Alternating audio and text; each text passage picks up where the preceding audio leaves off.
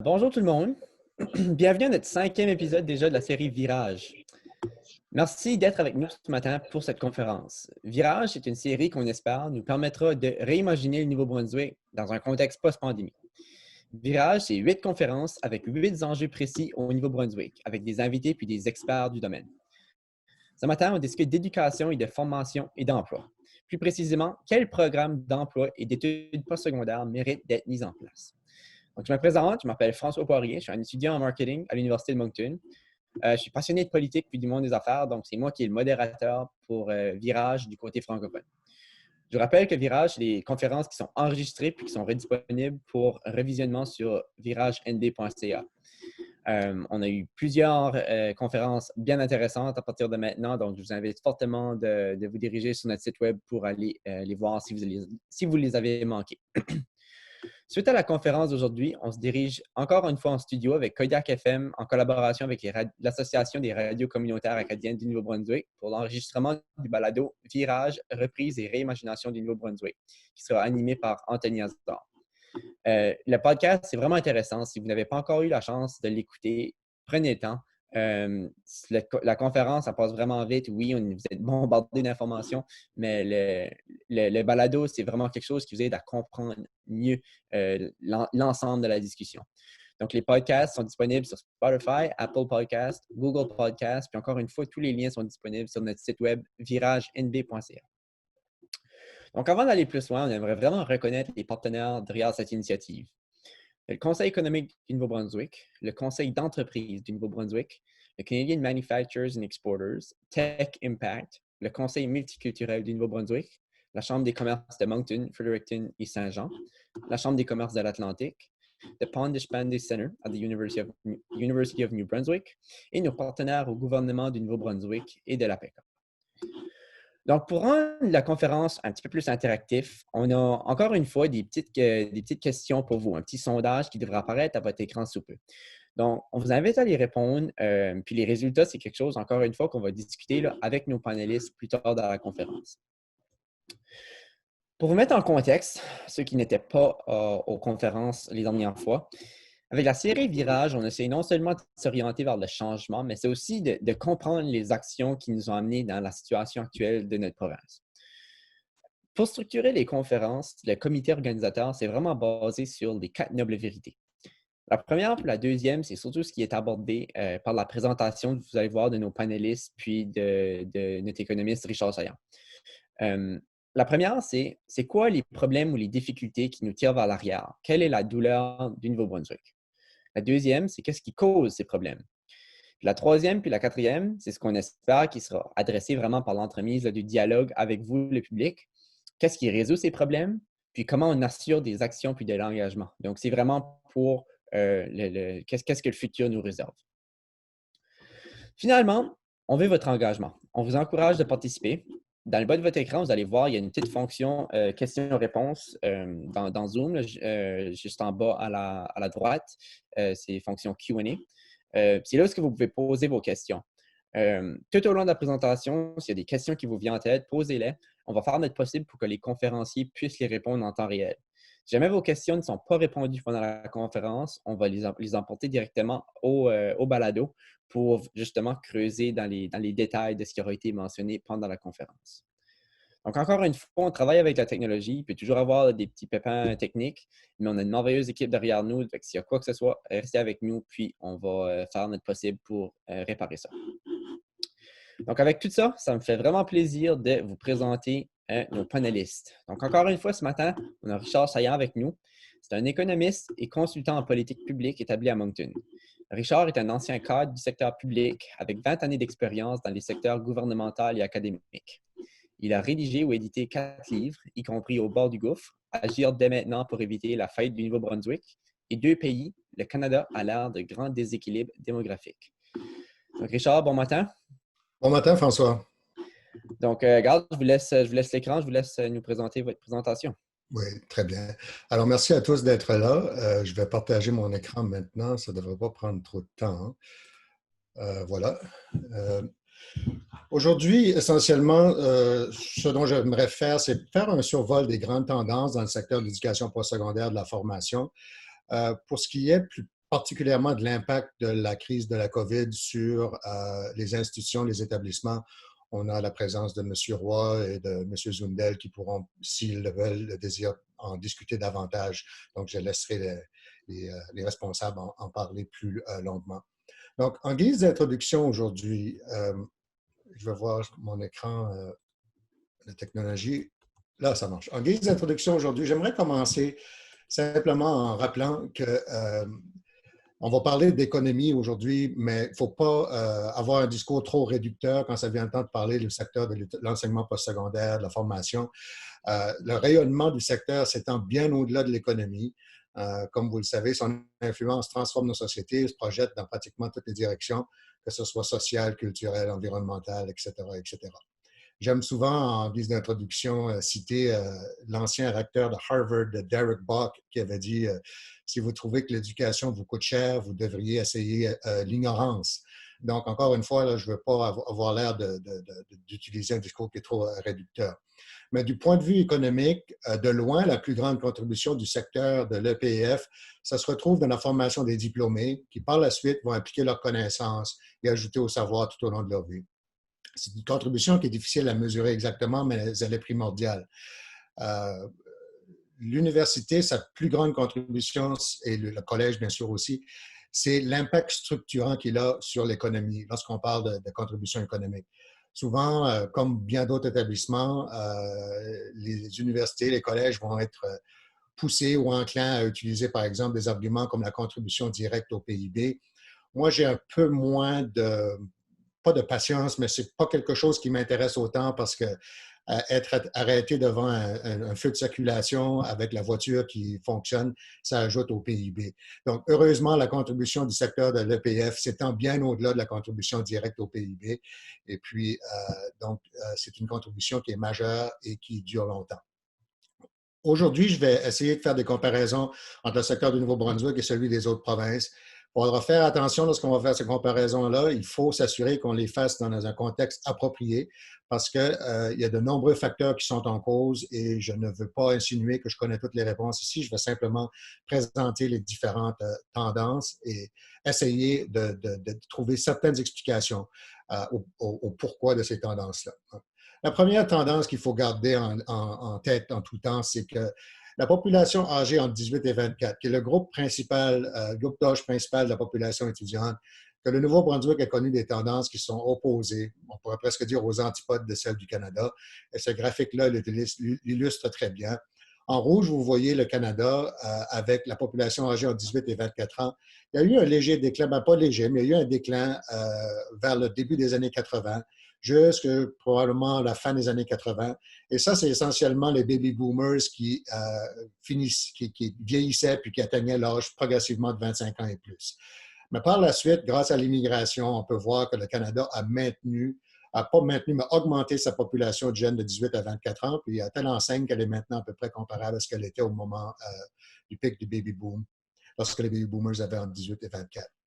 Au Nouveau-Brunswick, ce que vous voyez, c'est le même déclin associé au baby boom des années 80, mais un déclin qui continue pour des raisons qui sont essentiellement trait au fait que le Nouveau-Brunswick a accueilli beaucoup moins de nouveaux arrivants historiquement que par le passé, principalement parce que le Nouveau-Brunswick était à l'époque dans un contexte de surplus de travailleurs. Et ce qui n'est plus le cas, alors vous voyez que la population se stabilise là, en bleu vers le fond, autour de 60 000. Et dans les années à venir, on pourrait constater une légère amélioration parce que l'immigration mène à une augmentation de la population de jeunes. Donc, avec ça comme contexte, là, sachant que le Nouveau-Brunswick a connu un déclin beaucoup plus appréciable de son nombre de jeunes, de bassins potentiels, on peut maintenant comparer, on va commencer avec le Nouveau-Brunswick lui-même, donc les inscriptions universitaires canadiennes, donc d'étudiants canadiens à temps plein au Nouveau-Brunswick. Ce que vous voyez à gauche, en bleu, c'est dans le graphique, bien sûr, mais dans l'axe de gauche, vous voyez, c'est que le Nouveau-Brunswick a perdu environ, à temps plein, là, environ un tiers de ses étudiants depuis le dernier quart de siècle. Il y a deux facteurs qui sont en cause ici. Bien sûr, le nombre d'étudiants qui est en baisse, le nombre de jeunes de 18-24 ans qui est en baisse, mais aussi le fait que ce qu'on appelle le taux de fréquentation, donc le nombre de jeunes qui sont inscrits par 10 000 résidents âgés de 18 à 24 ans.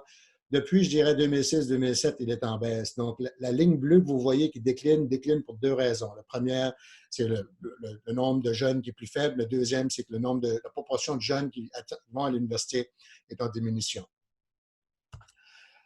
Maintenant, si on compare le Nouveau-Brunswick au Canada, ce graphique-ci, ce que vous allez voir, c'est que historiquement, le taux de fréquentation, donc le pourcentage de jeunes qui allaient à l'université était plus élevé historiquement au Nouveau-Brunswick.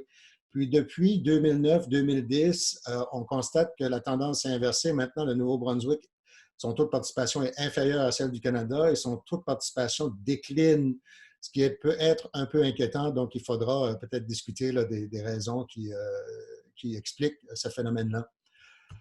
Si on regarde le collégial, donc les inscriptions au niveau collégial canadienne à temps plein par 10 000 résidents, donc un autre indicateur, si vous voulez, du taux de fréquentation.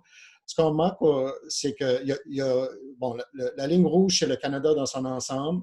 Le gris, c'est le Canada excluant le Québec. Comme vous le savez, le Québec a un régime étendu de cégep. C'est un peu difficile de comparer le Québec aux autres provinces. Donc, la ligne grise permet d'exclure le Québec. Ce qu'on voit, c'est que le taux de fréquentation collégiale semble être un peu plus faible, pas un peu plus faible au Nouveau-Brunswick que dans le Canada excluant le Québec. Puis, il y a une tendance à la baisse également depuis le tournant de la décennie. Maintenant, en ce qui a trait à l'aspect international, donc si on regarde les inscriptions universitaires internationales à temps plein par 10 000 résidents, ici, ce n'est pas 10 000 résidents âgés de 18-24 ans, parce que la taille du bassin de 18-24 ans au Canada n'est pas pertinente pour la clientèle internationale ou la population étudiante internationale. Donc, je le compare simplement à 10 000 résidents âgés de tout âge. Ce qu'on voit ici, c'est que le Nouveau-Brunswick, au départ, est sorti en lion, si vous voulez, à travers le temps, et son taux d'accueil, le nombre d'étudiants internationaux était plus élevé, puis augmentait à certaines années plus rapidement. Mais depuis, encore une fois, autour de 2013-2014, la population internationale est à la baisse et au Canada, on voit qu'il y a une tendance haussière qui, elle, se maintient. Donc, depuis environ 5 ans, là, il y a un renversement un peu de la situation, si vous voulez. Ce qui a trait au collégial, ce qu'on voit, c'est que le collégial Nouveau-Brunswick part d'une base plus faible, mais il y a une augmentation très intéressante, que vous voyez depuis le tournant de la décennie. Par rapport au Canada dans son ensemble, par contre, la tendance semble encore plus forte. Donc, il y a un certain écart qui s'est creusé, mais encore une fois, avec des inscriptions au Nouveau-Brunswick qui sont à la hausse. Maintenant, si on regarde au niveau des universités, j'utilise les inscriptions universitaires à temps plein au premier cycle parce que dans la prochaine diapositive, je vais comparer aux autres provinces des Maritimes. Puis la Nouvelle-Écosse a l'université d'Arles qui a beaucoup de gens inscrits au deuxième et troisième cycle. Donc, pour favoriser une meilleure comparaison, j'ai juste utilisé le temps plein au premier cycle. On voit que toutes les universités publiques ont connu une certaine baisse depuis 2010. Donc, comme vous pouvez le voir, là, la situation au Nouveau-Brunswick est en léger déclin là, depuis 2010. Si on compare maintenant aux autres provinces des Maritimes, il y a beaucoup de choses ici. C'est un graphique assez, comment dire en bon français, crowded. Mais commençons par regarder la Nouvelle-Écosse. Vous allez voir, la colonne totale est en augmentation, ce qui veut dire que les inscriptions à temps plein au premier cycle sont en hausse. Et la même chose s'applique à l'île du Prince-Édouard, alors qu'au Nouveau-Brunswick, c'est un déclin qui est assez marqué. La principale explication, bien sûr, repose dans la couleur grise là, des différentes colonnes. Vous voyez que les inscriptions à l'international en Nouvelle-Écosse ont augmenté très rapidement par rapport au Nouveau-Brunswick. C'est une augmentation beaucoup plus grande. Une autre chose que j'aimerais mentionner, c'est qu'en Nouvelle-Écosse, rappelez-vous, la Nouvelle-Écosse a à peu près 33 % plus de population que nous. Mais si vous regardez le nombre d'étudiants néo-écossais qui proviennent de la Nouvelle-Écosse et qui sont inscrits à l'Université en Nouvelle-Écosse est beaucoup plus élevé que 33 est beaucoup plus que 33 % plus élevé qu'au Nouveau-Brunswick. Donc, ça explique que la Nouvelle-Écosse semble être meilleure à faire avoir une meilleure performance à attirer les gens de sa propre province. L'autre chose aussi, bien sûr, c'est que le secteur universitaire néo-écossais attire davantage d'étudiants des autres provinces. Donc, si on combine les choses, on voit que le secteur universitaire en Nouvelle-Écosse semble tirer son épingle du jeu considérablement mieux que le Nouveau-Brunswick. Je ne porte pas jugement ici, là, je mentionne simplement les tendances. Il y a sans doute des choses qui l'expliquent, bien sûr.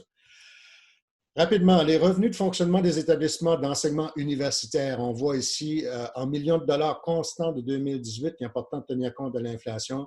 Entre 2001 et 2010, on voit que les revenus ont augmenté de manière assez rapide. Ce n'est pas tout à fait surprenant parce que les dépenses publiques augmentaient à peu près à travers toutes les catégories, y compris la santé et d'autres secteurs. Le Nouveau-Brunswick, avec tous les baby boomers encore dans la population active, tirait bien son épingle du jeu, puis il y a une corrélation entre la croissance économique et les dépenses publiques, du moins à court terme. Donc, ce que vous voyez là, c'est que les subventions du gouvernement provincial, en bleu, par exemple, augmentaient, alors que depuis 2010, en termes ajustés pour l'inflation, il n'y a pas eu d'augmentation. Les droits de scolarité, comme vous pouvez voir, sont plus faibles en 2018 qu'en 2010. Ce n'est pas parce que les droits de scolarité n'ont pas augmenté, c'est plutôt parce que les inscriptions, elles, ont diminué. Alors, pour voir ça, on peut regarder le graphique suivant. Revenu de fonctionnement maintenant, Canada versus Nouveau-Brunswick par étudiant à temps plein. Alors, en 2001, comme vous voyez, le Nouveau-Brunswick était plus efficace, entre guillemets, parce que fonctionnait avec des revenus qui étaient inférieurs de loin à la moyenne canadienne, y compris des subventions qui étaient inférieures de loin et des revenus de scolarité qui étaient moindres. Ce n'est plus vraiment le cas maintenant. Ce que vous observez, c'est qu'en 2018, les subventions par étudiant sont plus élevées. Encore une fois, pas parce que le gouvernement s'est mis à augmenter dramatiquement les subventions, du moins depuis 2010, mais plutôt parce que les inscriptions sont à la baisse, ce qui fait que dans l'ensemble, maintenant, on va dire, il coûte plus cher par étudiant de former un étudiant à temps plein que dans le reste du pays. Encore une fois, c'est la conséquence souvent des entreprises, pas des entreprises, mais des organisations qui ont des coûts fixes avec moins d'étudiants pour absorber ces coûts fixes. Donc, ce n'est pas nécessairement un jugement, c'est simplement montrer comment s'est développé peut-être une capacité excédentaire, si vous voulez, donc peut-être pas une urgence, mais un besoin d'augmenter les inscriptions, si vous voulez. Presque terminé la présentation. Je vais vous présenter rapidement les dépenses de R&D dans le secteur de l'enseignement supérieur. On voit ici que le Nouveau-Brunswick semble stagner depuis environ 2013 avec un léger déclin, alors que dans le Canada, c'est une légère augmentation. Je ne veux pas trop lire là-dedans simplement parce que souvent ces graphiques-là en disent plus sur les organismes subventionnaires que ça en dit nécessairement sur les établissements d'enseignement. Les tendances étaient vers une forte hausse dans les années 2000 et là, ça s'est réduit un peu là, au fil du temps. Du moins, c'est mon interprétation. Encore une fois, dollar constant de 2018. Dernière diapo avant de conclure. Maintenant, l'emploi dans le secteur universitaire parmi les étudiants. Ici, on voit que le Nouveau-Brunswick a maintenant beaucoup plus d'employés dans le secteur universitaire parmi les étudiants. Et c'est la combinaison de deux facteurs. Le premier, c'est qu'il y a eu une augmentation du nombre d'employés dans le secteur universitaire depuis 2001. Je soupçonne que le gros de la hausse s'est fait pendant la décennie des années 2000. Et comme le Nouveau-Brunswick a connu une progression des inscriptions très différente, plus faible et même un déclin par rapport au Canada, ben, ça veut dire aussi que le nombre d'employés, le dénominateur étant plus faible, le nombre d'employés par 1000 étudiants a augmenté. Donc, le Nouveau-Brunswick compte maintenant le plus grand nombre d'employés par 1000 étudiants au pays parmi les 7 provinces pour lesquelles des données sont disponibles. Donc, ça nous dit là, que le Nouveau-Brunswick a connu une trajectoire qui est différente, si vous voulez, de l'ensemble du pays. Donc, pour conclure, j'aimerais peut-être vous laisser avec 3 grandes questions, si vous voulez. Pourquoi la fréquentation universitaire et collégiale semble être en baisse au Nouveau-Brunswick, contrairement aux tendances nationales? Qu'est-ce qu'on peut faire pour améliorer la situation? Pourquoi le Nouveau-Brunswick tire de l'arrière par rapport au reste du pays sur le plan de la population étudiante internationale? Même question, que peut-on faire pour améliorer la situation?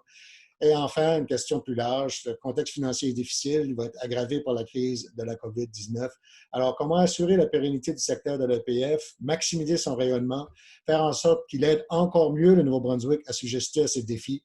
Quand je dis faire en sorte qu'il aide encore mieux, c'est parce que, bien sûr, il aide déjà beaucoup. Parmi ces défis-là, on parle de défis sociaux, environnementaux et autres.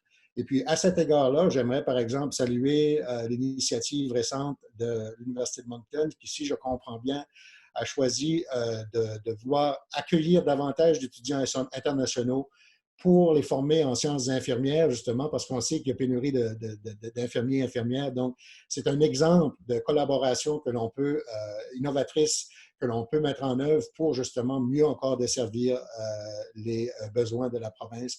Il y en a plein d'autres. Je suis sûr qu'on va en entendre aujourd'hui, mais encore une fois, c'est comment est-ce qu'on peut assurer la pérennité d'un secteur, sachant que les temps vont être parfois difficiles dans les années à venir. Sur ça, je cède la parole à François. Je pense que je l'ai fait à l'intérieur de 15 minutes. François, tu me le diras. Ouais, je pense qu'on est pas mal bon. Merci beaucoup, Richard, pour la présentation. C'est un record, je pense. Un record, je pense, ouais.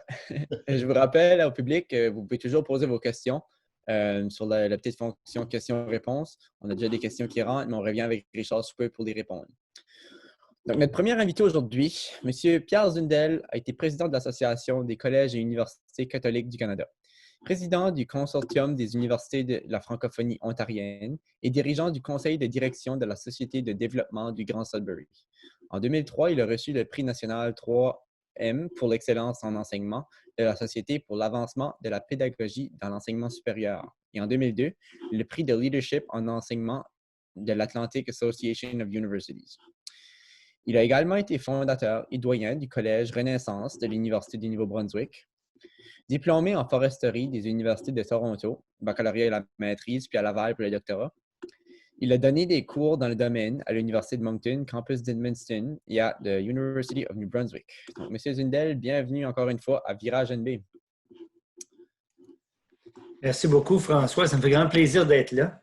Et il y en a tellement qu'on pourrait dire sur les diverses questions et sur les propos, mais je vais me pencher sur une chose principalement aujourd'hui, comme on n'a pas beaucoup de temps.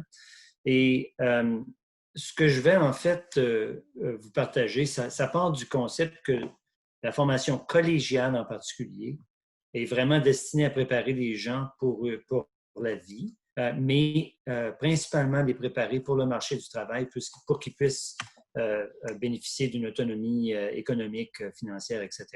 Donc, j'aimerais vous partager mon écran pour vous permettre de voir une image. Alors, ce que vous voyez ici, c'est un diagramme de la situation actuelle pour la formation collégiale. C'est-à-dire que les étudiants et étudiantes s'inscrivent à des programmes au collège.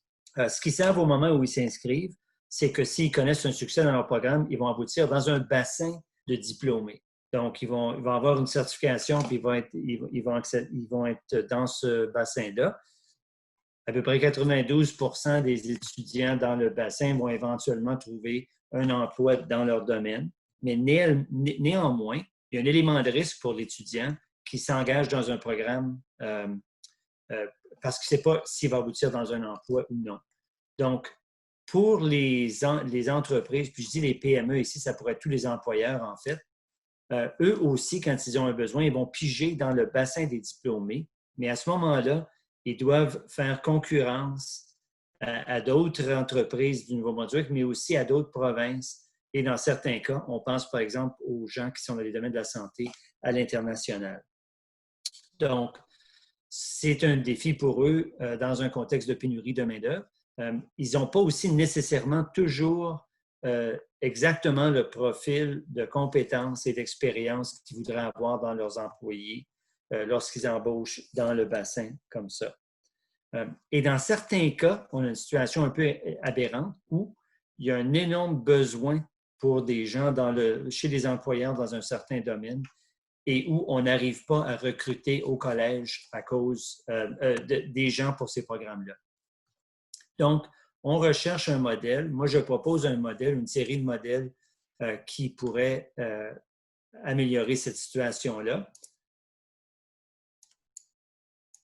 Donc, le premier, c'est un modèle de partenariat programme. Puis, on a des excellents exemples de ça, par exemple, avec le centre de pension à Shediac, où l'employeur fait un partenariat avec le collège. On fait des entrevues d'étudiants éventuels pour le programme de formation. Les gens qui suivent la formation sont garantis un stage rémunéré chez l'employeur durant le programme et s'ils connaissent un succès dans le programme, sont garantis un emploi à la fin.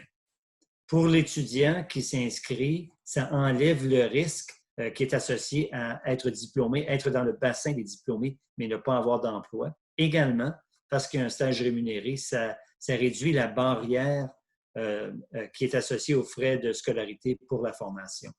Pour l'entreprise, ils ont des employés qu'ils auront formés selon leurs besoins, qui auront eu un stage chez eux, donc qui connaîtront l'environnement et finalement des gens qui vont passer directement à l'emploi à la fin de leur programme où ils n'ont pas besoin de faire concurrence nécessairement avec d'autres endroits.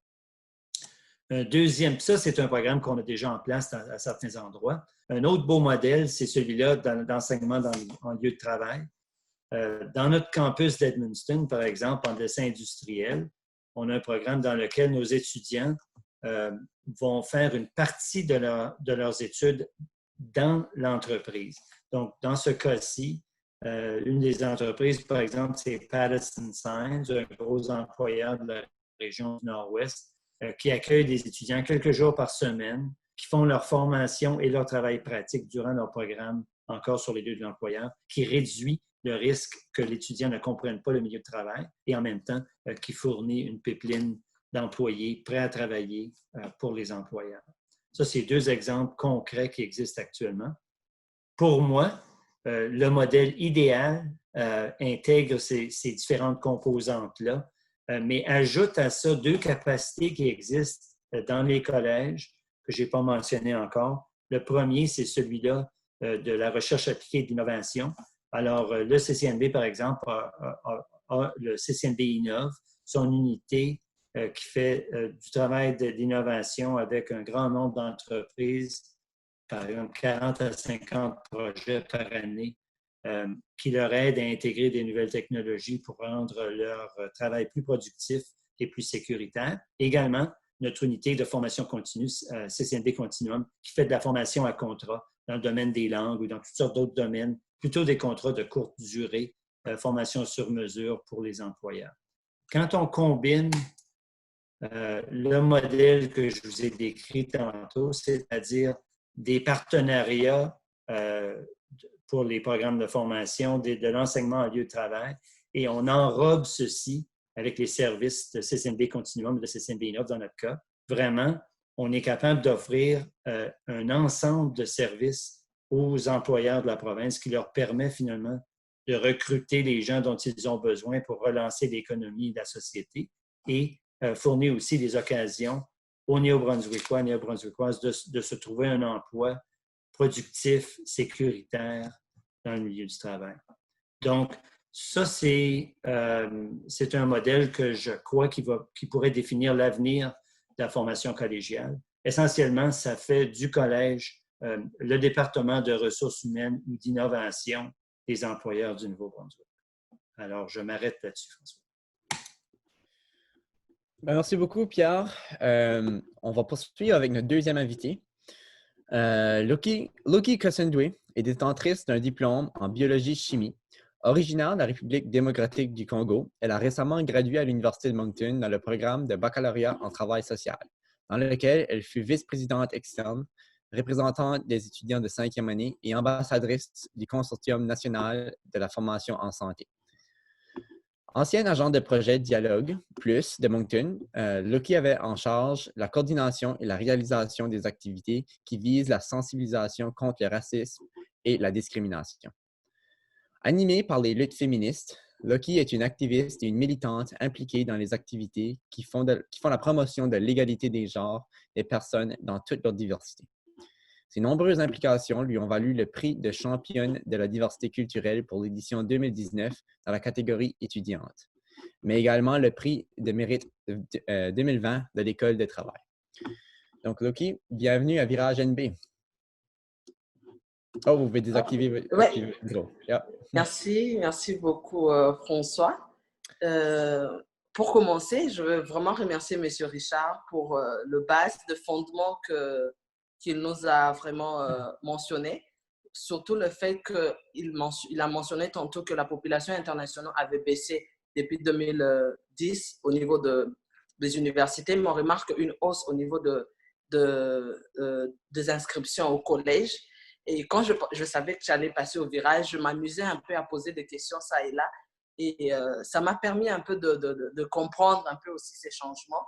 Et très souvent, les étudiants m'ont mentionné quelques défis, en fait, qui font en sorte qu'ils vont plus s'orienter vers les collèges que l'université. C'est vrai que le coût des études est un peu différent au niveau du collège et puis de l'université. Là, c'est aussi autre chose qui vont se dire, ben, je préfère aller au collège, moins de temps pour eux en tout cas. Et puis voilà, ça me revient un peu moins que si je m'oriente à l'université. Mais autre chose, c'est une formation qu'eux, ils ont mentionné que c'était une formation plus personnalisée. L'accompagnement était personnalisé au collège qu'ils ont trouvé qu'à l'université pour certains. Et ça s'explique plus par le fait qu'ils avaient, certains m'ont dit qu'il y avait une forme d'incompréhension de l'intégration pour s'intégrer dans le système de fonctionnement de cours à l'université. Donc, il y avait plus la gestion de temps qui était compliquée et puis ça vient avec le stress et ils ne comprenaient pas le système alors qu'au collège, ils ont eu l'impression d'être vraiment encadrés et accompagnés au fil du temps. Donc, pour eux, l'accompagnement était plus personnalisé en quelque sorte au collège. Mais il faut dire que l'université aussi place des fondements. On a des services pour ça. Moi, quand j'étais à l'université, il y a des services d'accompagnement qui remet un peu, qui vient faciliter, qui vient résoudre ces défis, j'allais dire. Et autre chose, c'est plus au niveau du bilinguisme, au niveau de la langue. Et ça explique le changement, l'orientation vers le Québec. Beaucoup vont dire, ben, je veux aller au Québec, c'est plus francophone. Ici, quand on parle du bilinguisme dans la province, c'est vraiment plus maîtriser l'anglais que le français. On a plus tendance à se focaliser sur je dois maîtriser l'anglais et tout. Donc, pour eux, c'était un peu difficile aussi pour certains étudiants qui trouvaient, surtout au niveau de bilinguisme, très souvent pour les étudiants unilingues, malgré leurs cours d'anglais. Beaucoup m'ont dit, encore j'ai quelques réponses, que le cours d'anglais venait vraiment poser les bases, les fondements. Mais au niveau de la pratique, il fallait comme pratiquer au milieu de travail, pratiquer durant le stage. On va en revenir. Autre chose, une fois gradué, il y a un problème aussi au niveau de la compréhension du marché de travail canadien et surtout les attentes des employés. Certains n'ont pas eu d'opportunités de stage pour les étudiants qui ne sont pas dans des programmes coop. Et une fois gradués, ils ont démontré qu'ils ne comprenaient pas trop le marché du travail canadien, comment ça se passait, mais aussi les attentes que les employeurs ont vis-à-vis de leurs employés. Donc, il y avait cette incompréhension-là. Et puis, il y a aussi le manque de connaissances sur la culture canadienne du travail et de la communication au sein de l'équipe. Et c'est ce qui fait, un ancien étudiant m'a dit, ben, moi, j'avais trouvé un travail, mais j'avais un défi, comment conserver ou maintenir mon emploi. Parce que je ne comprenais pas la culture du travail. Je ne comprenais pas que je devais, moi aussi, avoir des initiatives. Je ne comprenais pas que des fois, je pouvais travailler de façon autonome, comment communiquer au sein du groupe. Ça, ils n'étaient pas, pour lui en tout cas, pour certains de ces étudiants-là, ils n'ont pas bien été accompagnés après le bac dans leur compréhension du marché canadien. Et je m'amusais un peu à dire, quand tu étais à l'université, est-ce que tu avais déjà une idée sur des entreprises potentielles ou des employeurs potentiels qui pouvaient t'embaucher en génie? J'ai posé la même question à ma sœur qui est là aussi en génie. Elle me dit, jusqu'à date, je ne sais pas. Donc, on peut comprendre qu'il n'y a pas une forme de, je dirais, collaboration, mais même connaissance entre les étudiants, souvent les internationaux qui viennent d'arriver ou qui sont dans leur deuxième, troisième année, et avec les entreprises les entreprises de la région. Et autre chose, c'était après le bac, au niveau de recherche d'emploi, c'était plus au niveau de technique de recherche d'emploi. Genre, comment vraiment bien réseauter. Ça, c'était un problème. Comment commencer à réseauter? On ne connaît pas trop les entreprises de la place, on ne connaît pas trop les employés. Là, c'était un problème qu'ils ont aussi ressorti. Et surtout au niveau de l'élargissement de leur zone de recherche. Parce que le Nouveau-Brunswick, ce n'est pas seulement Riverview, Moncton et Dieppe. Il y a tant d'autres régions. Et des fois, quand je parlais avec les étudiants, c'est OK, est-ce que tu as essayé à Bathurst? Est-ce que tu as essayé à Kokane, par exemple? Ah, mais c'est où Kokane? C'est quoi? Je ne connais pas ce région-là et tout. Donc, c'est aussi avoir la connaissance d'autres opportunités en dehors de Moncton, Riverview et Dieppe, par exemple. Et pour ça, il y a toujours des solutions pour remédier à cela aussi au niveau des établissements. Comme M. Pierre venait tantôt de le dire, c'est travailler en collaboration, mettre en place une forme de partenariat entre les entreprises et les établissements scolaires pour permettre aux étudiants d'avoir soit des expériences de stage ou avoir les occasions de faire une forme de jumelage professionnel, même sous forme de bénévolat, qui vient un peu associer les connaissances acquises à l'université, mais aussi la pratique sur le marché du travail. Et cela permet aussi aux établissements de se rendre compte c'est quoi le défi que les employés rencontrent, c'est quoi le défi qu'on a sur le marché du travail canadien, mais c'est quoi aussi les talents des étudiants internationaux et comment nous pouvons valoriser ces talents-là aussi. Donc, c'est ça. Madame Cochendoué, merci beaucoup pour vos propos. Là. On va revenir avec vous dans pas long. Je vous rappelle que vous pouvez toujours poser vos questions sur la petite fonction questions-réponses. On revient avec le plein panel sous peu. Donc, notre dernier invité aujourd'hui, M. Gilles Roy, aura la responsabilité de l'administration, de la coordination et du développement des études et de la recherche sur l'ensemble du réseau de l'Université de Moncton. M. Roy a une connaissance approfondie du milieu universitaire, ayant été professeur à la faculté d'ingénierie, puis vice-doyen et doyen de la même faculté. Au cours de sa carrière, M. Roy s'est engagé dans un bon nombre de comités de l'Université de Moncton. Il est titulaire d'un doctorat en génie mécanique de l'Université Laval, ainsi que d'une maîtrise en sciences appliquées et un baccalauréat en sciences appliquées de l'Université de Moncton. Donc, M. Roy, bienvenue à Virage NB. Oh, vous pouvez activer votre micro.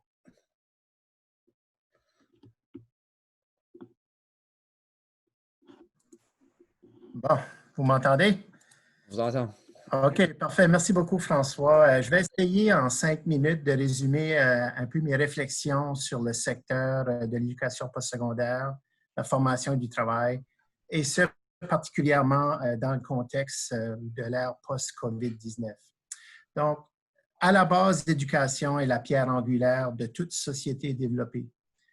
Les universités et collèges sont en fait des créateurs de savoir et de richesse. Et donc, à la base, je pense que le Nouveau-Brunswick doit s'assurer de valoriser et prioriser l'éducation de qualité, que ce soit du primaire jusqu'au postsecondaire. Il est donc important d'assurer que le savoir demeure accessible au plus grand nombre de personnes. Le développement économique et social de la province en dépend. L'importance des universités et des collèges dans l'économie du Nouveau-Brunswick est incontestable. À titre d'exemple, à l'Université de Moncton, si on a fait une étude à partir de nos diplômés de 2018, il y en avait 87 % qui travaillaient ici au Nouveau-Brunswick. Donc, on voit également qu'une grande partie de nos diplômés obtiennent une formation dans un domaine, un programme d'études professionnelles. Donc, c'est des programmes qui sont directement liés à un secteur du marché d'emploi. Donc, je pense que c'est important de réitérer les atouts d'une formation universitaire, comme par exemple les aptitudes fondamentales comme l'esprit critique, la coordination, l'écoute active et la résolution de problèmes complexes. Il y a les compétences comme la sensibilité aux autres cultures, la langue, l'adaptabilité ou le savoir-être et le discernement et l'aptitude pour la prise de décision. Une des facettes aussi que je trouve qui est très important par rapport au rôle que jouent les universités et les collèges, c'est d'épauler, d'appuyer nos PME à trouver, disons, à œuvrer dans la recherche de solutions innovantes à leurs problématiques, afin qu'ils puissent demeurer compétitifs dans un monde en constante évolution. Que ce soit, par exemple, en intelligence artificielle, en fabrication industrielle, en santé, en environnement ou encore en innovation sociale. Donc, on doit organiser et faciliter les transferts technologiques, la commercialisation, l'entrepreneuriat et les transferts de connaissances aux entreprises et aux organismes communautaires de la province.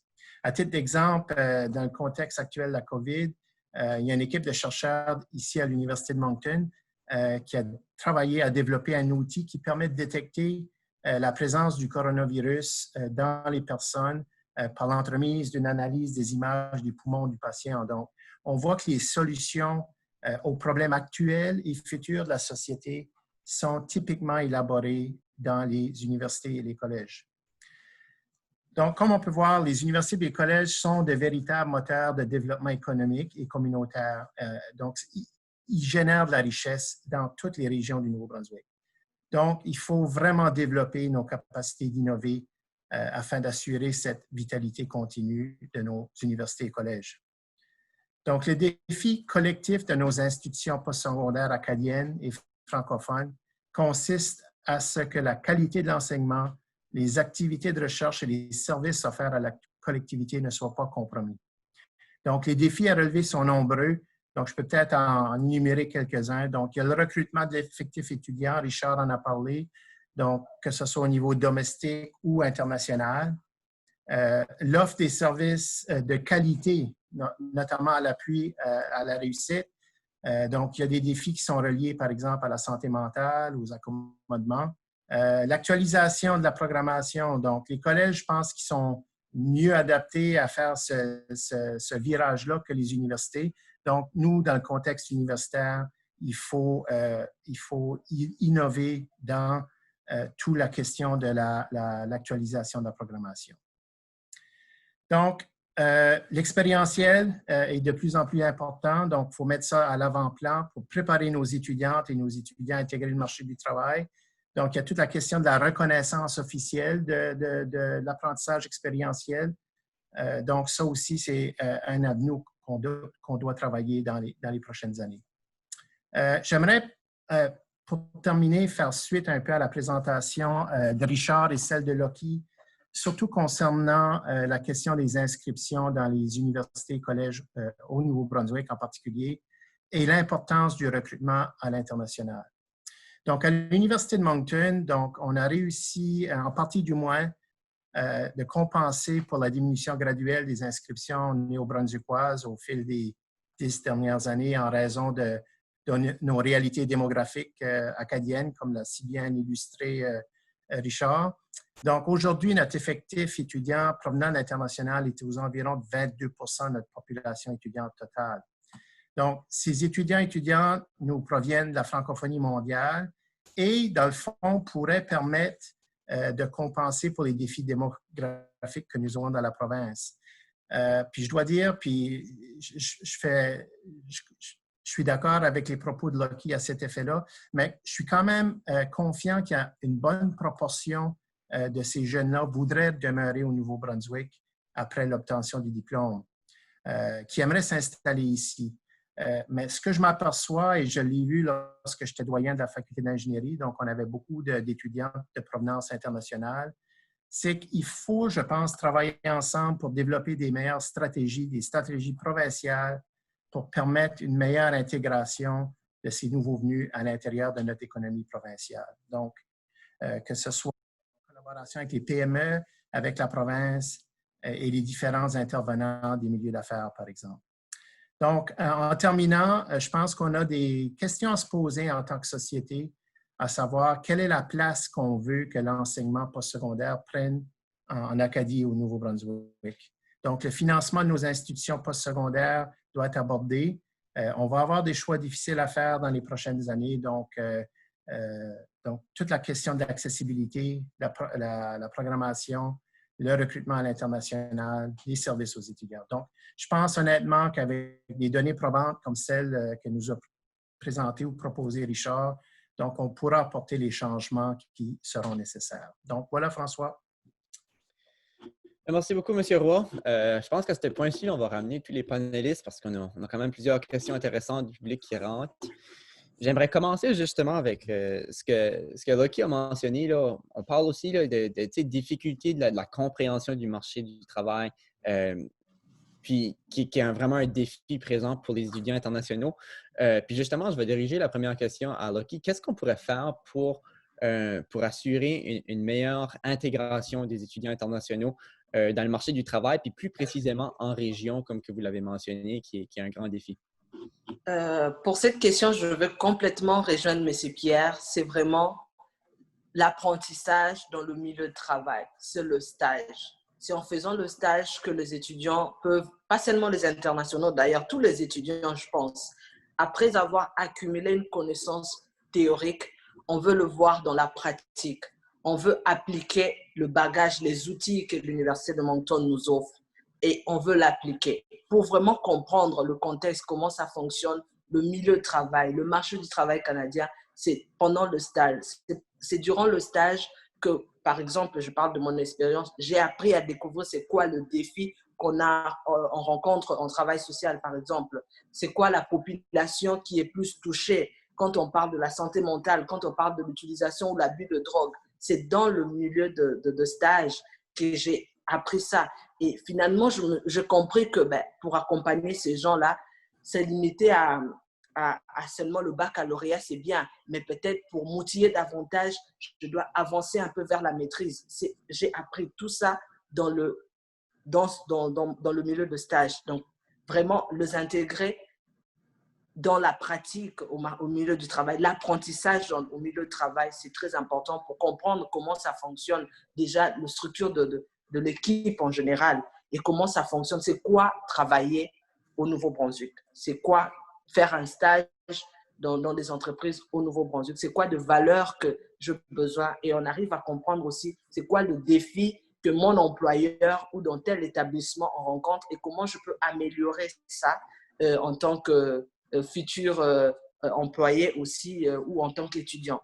Donc, c'est dans cet environnement qu'on ressort des questionnements aussi et qu'on arrive à apprendre plus davantage sur le marché du travail, mais aussi le secteur d'emploi, hein, parce qu'avec le stage, en parlant avec d'autres superviseurs ou de collaborateurs, d'autres collègues, on a toujours tendance à se dire, oh, dans 5 ans, dans 2 ans, on pense qu'au travail social, avec le vieillissement de la population, il y aura beaucoup plus de postes, où il y aura plus d'opportunités, où on aura tel défi.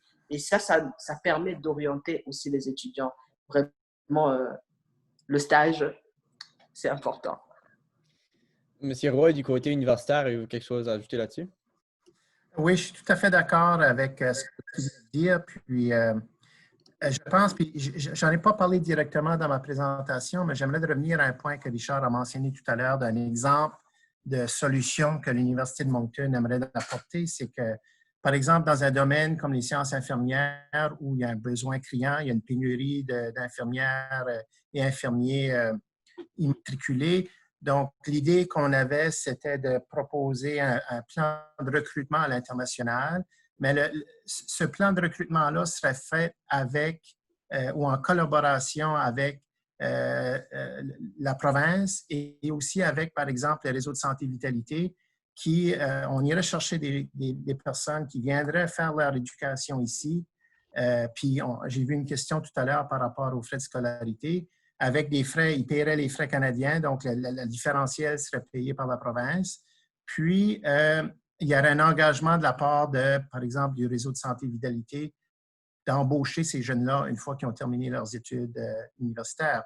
Donc, vous voyez, c'est ce genre de solution-là, je pense qu'on doit contempler pour à la fois satisfaire nos besoins en main-d'œuvre au Nouveau-Brunswick, mais aussi pour repeupler, c'est peut-être pas le bon terme, là, mais faire face aux défis démographiques qu'on a dans la province. Donc, je pense qu'il y a du travail à faire, mais il y a des solutions qui sont tout à fait possibles. Merci beaucoup, M. Roy. Est-ce que 2020 risque de créer un petit peu un écart dans le nombre de diplômés? Là, avec toute la situation du COVID-19, je pense que c'est du jamais vu là, dans le milieu de l'éducation. Qu'est-ce qui est l'impact à long terme sur la société? Puis comment est-ce qu'on gérait ça? Je peux donner la parole à Richard pour commencer, puis ensuite, on va aller du côté de Pierre. Oh, Richard, votre micro est tendu. Oui. Si tu me permets, François, je vais peut-être, vu qu'il ne reste pas beaucoup de temps, je préférerais peut-être entendre M. Zundel et M. Roy là-dessus pour voir quel est l'impact, comment ils le ressentent.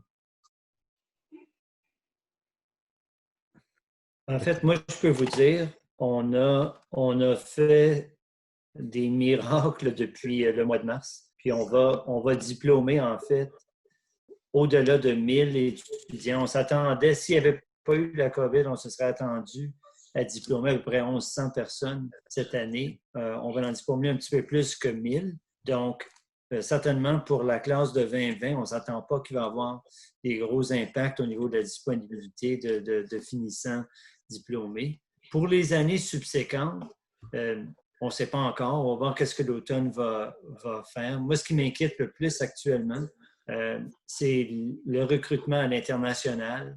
On a énormément d'intérêt, mais pour l'année collégiale universitaire 2021, les permis d'études sortent au compte-gouttes. Et donc, moi, je pense qu'il pourra avoir un effet important, j'espère, de courte durée au niveau de nos objectifs d'immigration et de recrutement international pour l'année 2021. Espérons pas plus longtemps que ça. Mais encore là, on déploie des efforts majeurs pour rejoindre les gens. On a une foire virtuelle qui s'en vient dans les prochains jours où les gens d'un peu partout vont pouvoir se joindre à nous, même si on ne peut pas aller dans les foires internationales, etc. On fait tout pour essayer d'assurer que le débit de finissants ne soit pas retardé, mais on verra qu'est-ce que septembre 2020 va nous apporter. Ouais, du côté de l'université, je peux dire, j'abonde dans le même sens que Pierre. Effectivement, le défi qu'on va avoir à l'automne, c'est nos inscriptions provenant de l'international. Il y en a beaucoup qui parlent du gap year, là. Jusqu'à présent, on ne voit pas cet effet-là encore dans nos inscriptions domestiques. On travaille d'arrache-pied pour tisser notre relation avec ces jeunes-là pour qu'ils viennent à l'université en septembre. C'est très, très important, évidemment. Donc, puis comme Pierre l'a mentionné, donc, au printemps, on s'est viré de bord sur un Dicen. On a réussi à récupérer la session pour nos jeunes inscrits à l'université. Donc, il y en a également un bon nombre qui ont reçu leur parchemin par la poste. Puis, on espère pouvoir, dans les prochains mois, être capable de reconnaître leur succès en personne. Mais en tout cas, on espère que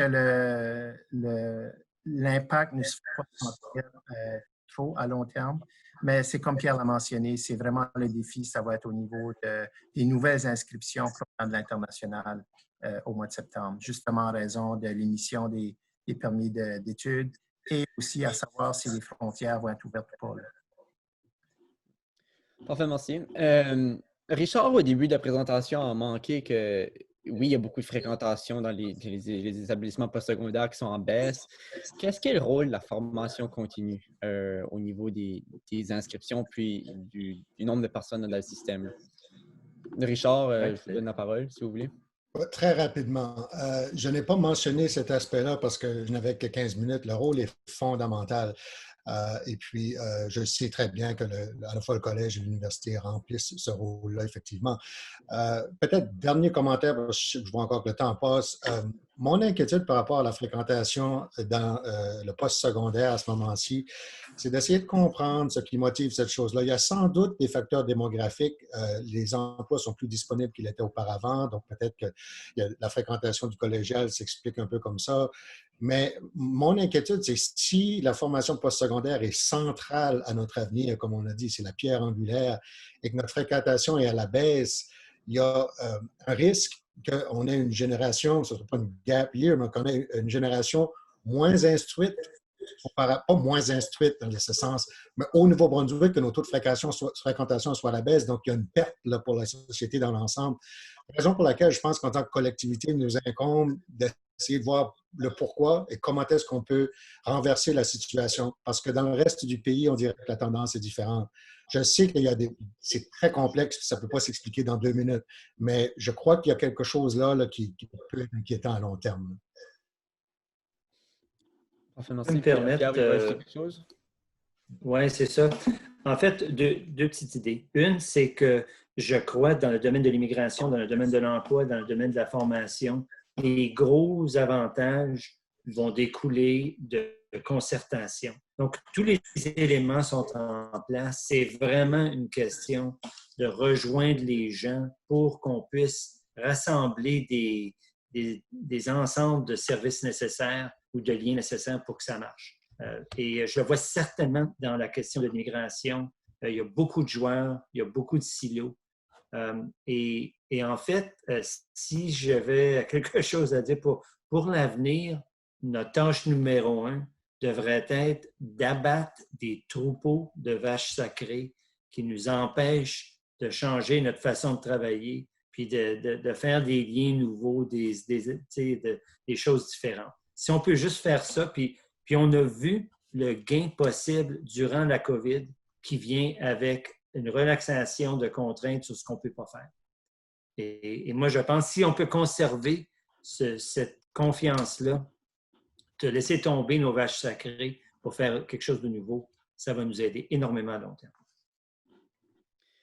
Merci beaucoup, Pierre. Regarde, à ce point-ci, on va aller voir les résultats du petit sondage que vous avez répondu là, au début de la conférence. Donc, la première question qui était le principal objectif de notre système d'enseignement postsecondaire financé par l'État. La réponse qui a eu le plus de popularité, c'est de préparer les étudiants du Nouveau-Brunswick avec des compétences et des connaissances nécessaires pour être compétitifs sur le marché du travail canadien. Le marché du travail canadien, ça, je pense que c'est important. Mais d'une part, on cherche quand même à garder nos étudiants au Nouveau-Brunswick. Avez-vous des propos là-dessus? Richard? C'est simplement la formulation de la question. Je pense pas que la question vous insinuait qu'il y avait une perte nécessairement. Puis on a vu que les chiffres montrent qu'il y a une bonne rétention. Je suis un peu surpris du résultat, mais ça dépend de la clientèle. Moi, j'aurais voté que c'est d'abord et avant tout de préparer des citoyens, mais j'imagine que je pêche par surcroît de sciences sociales. Bon. Puis finalement, la deuxième question, au Nouveau-Brunswick, les universités, les collèges sont la réponse avec la plus populaire. Sont en manque de ressources et sont confrontés à trop de limites à leur liberté académique. Juste vite, M. Roy puis M. Zundel, vos commentaires là-dessus? Oui, en tout cas, de mon côté, je l'ai mentionné, toute la question d'accessibilité, financement des études au niveau postsecondaire dans la province, c'est une priorité. Je pense que si on veut continuer à faire notre travail comme on doit le faire, il faut avoir les outils pour le faire, mais aussi il faut que les études demeurent accessibles pour notre population également. Donc, voilà. Alors, moi, je dirais oui, absolument. De s'assurer qu'il y ait une aide financière non remboursable, très généreuse pour que les gens ne soient pas empêchés d'aller étudier par des raisons économiques. L'autre aspect que je vais dire, à long terme, je crois le développement de stages rémunérés aussi va aider parce que finalement, c'est de mettre de l'argent dans les poches des gens au moment où ils sont dans leurs études. Ça aide autant qu'un don. Alors, d'après moi, ces deux stratégies-là. Mesdames et messieurs, merci beaucoup encore une fois d'avoir été avec nous pour la 5e épisode de la série Virage. Vous allez recevoir un courriel prochainement avec quelques questions, un autre petit sondage. S'il vous plaît, prenez vraiment le temps de les répondre. On cherche à savoir qu'est-ce qu'on fait pour passer à l'action, pour aller plus loin avec nos vies de conférence. On veut que Virage, ça soit vraiment un virage pour notre province du Nouveau-Brunswick. Donc, on vous rappelle de vous enregistrer à l'avance pour nos prochaines conférences à viragenb.ca. Donc, jeudi de cette semaine, jeudi le 18, on discute des secteurs stratégiques avec Richard Saillant, Robert Moreau puis Martin Mallet. Donc, pour plus d'informations sur nos panélistes, nos conférences, notre podcast, visitez le site web viragenb.ca. Puis, c'est là où vous pourrez aussi révisionner la conférence puis écouter les balados. Donc, sur ça, je vous souhaiterais une bonne journée puis on se donne rendez-vous à jeudi 10h.